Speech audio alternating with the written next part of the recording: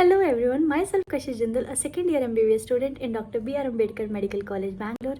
So in this video हम लोग बात करेंगे कि अभी जो आपका टाइम बचा है उसके अंदर आपको what is the most effective strategy जो आपको अभी अपनानी चाहिए, ठीक है। तो let's get into the video.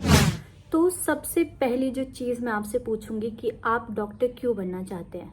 बहुत कुछ है यार बनने को, सीए बन जाओ, इंजीनियर बन जाओ, कितनी चीज़ें बनने को। डॉक्टर ही क्यों बनना है, एमबीबीएस ही क्यों करनी है। तो ये जो सवाल है ना, ये एक बार खुद से पूछो कि एमबीबीएस क्यों करनी है। तो आपको खुद जज्बा आएगा पढ़ने का। आपके पेरेंट्स को, किसी को बोलने की ज़रूरत नहीं होगी कि पढ़ लो, पढ़ते नहीं हो।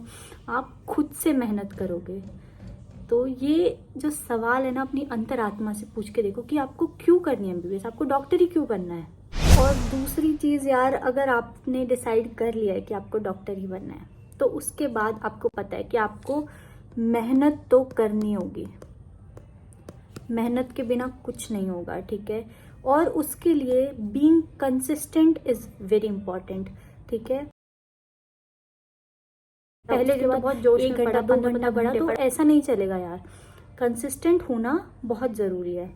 एंड एक और चीज़ मैं बोलूँगी उसके बाद कि यार एक हैबिट बना लो कि जो भी क्लास में कराया आपको उसको घर जाके पढ़ना ही पढ़ना है। उसको अगर आपने एक बार रिवाइज कर लिया, उसके नोट्स बना लिए ना, तो आपको लॉन्ग टर्म के लिए वो बहुत हेल्प करने वाला है यार।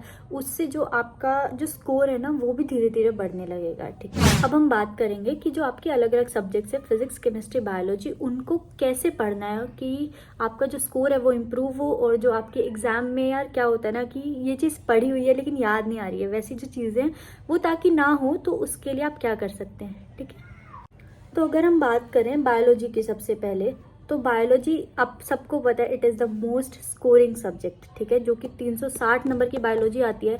इसमें से अगर आप 350 तक ले जाएं तो यार कई लोग तो 360 का टारगेट लेके चलते हैं। तो अगर 350 से 360 आराम से आ सकते हैं बायोलॉजी के अंदर, ठीक है।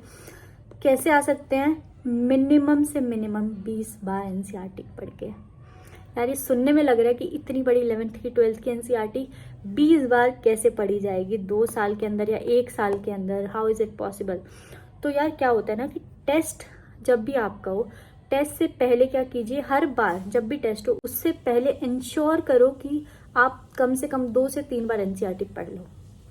अगर आप वैसा करेंगे ना तो उससे क्या होगा, आपका जैसे जैसे एग्जाम पास में आएगा तो तब तक मिनिमम आपकी 20 से 25 बार हो जाएगी NCERT, that I guarantee you, ठीक है। और सिर्फ एनसीईआरटी पढ़नी है और कुछ नहीं पढ़ना है। क्वेश्चन करो, पीवाईक्यूज करो, बेस्ट हो गया बायोलॉजी, ठीक है। उसके बाद आती है हमारी केमिस्ट्री। केमिस्ट्री के अंदर हम 3 पार्ट्स में डिवाइड करते हैं, फिजिकल, इनऑर्गेनिक एंड ऑर्गेनिक, ठीक है। तो अब बात करेंगे फिजिकल की कि फिजिकल कैसे करनी है। फिजिकल के अंदर यार आपकी जो भी कोचिंग मॉड्यूल है, whether you are studying from Aakash और एलन, कोई आप पीडब्ल्यू से पढ़ रहे हैं, आजकल तो बहुत सारी अनअकैडमी और ये सब कितनी चीज़ें अवेलेबल है। तो अगर आप कहीं से भी कर रहे हैं, किसी भी कोचिंग से कर रहे हैं, तो उसकी जो मॉड्यूल है ना, उसके सारे क्वेश्चंस बना लो। बेस्ट तरीका फिजिकल को करने का, उसके सारे क्वेश्चंस बना लो। एनसीईआरटी के जो एग्जाम्पल्स है उसको बना लो, उसकी बैक एक्सरसाइज को बना लो।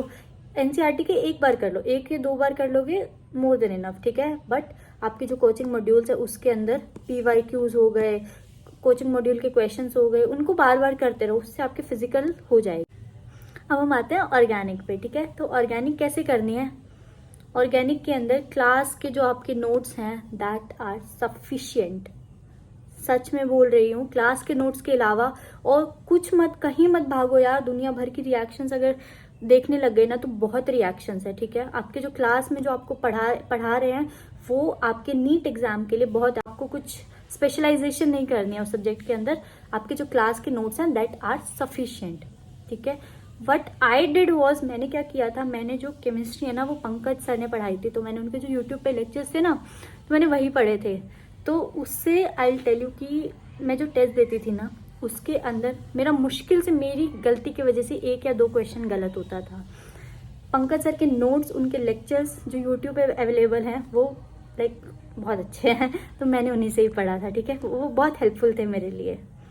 तो इनऑर्गेनिक के अंदर यार ट्रस्ट मी, ठीक है, एनसीईआरटी से अच्छी कोई चीज़ नहीं है इनऑर्गेनिक के अंदर। चाहे आप कोचिंग मॉड्यूल पढ़ रहे हो, चाहे कुछ पढ़ रहे हो, मुझे नहीं पता कोई इनऑर्गेनिक के अंदर कोई कोचिंग मॉड्यूल से करता है, कोई कौन से स्टडी मटेरियल से करता है, बट अगर आपने एनसीईआरटी 15 से 20 बार पढ़ ली, आपका कोई क्वेश्चन गलत नहीं होने वाला इनऑर्गेनिक के अंदर। और do not go for other books, that I suggest you, बाकी आपकी मर्जी है। अब हम आते हैं हमारे फिजिक्स पे। आपको पता है फिजिक्स 180 नंबर की आती है, जिसमें से मोस्ट पहले क्या होता था, पहले बच्चे टारगेट करते थे कि 140 तक भी अगर फिजिक्स में आ गए ना तो हो जाएगा।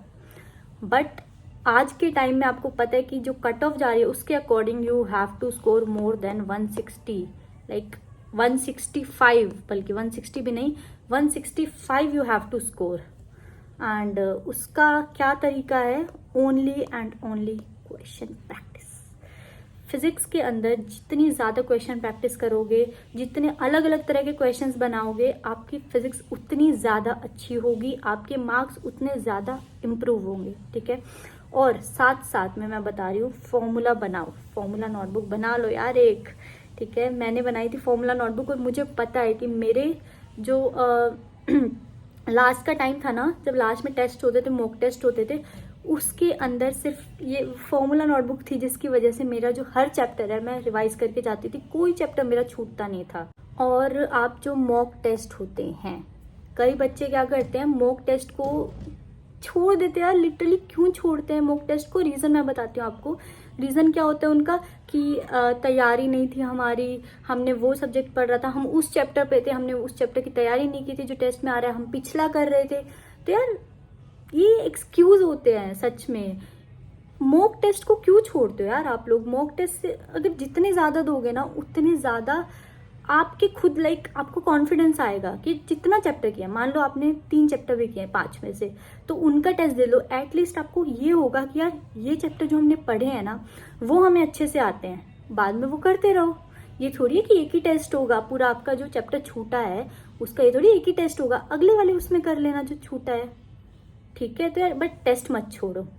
एंड एक और चीज़, टेस्ट देना इज़ नॉट इनफ, उसके बाद उसकी एनालिसिस करो, क्योंकि मैंने फर्स्ट अटेम्प्ट में यही गलती की थी, टेस्ट दे आती थी, ठीक है, उसकी एनालिसिस नहीं करती थी।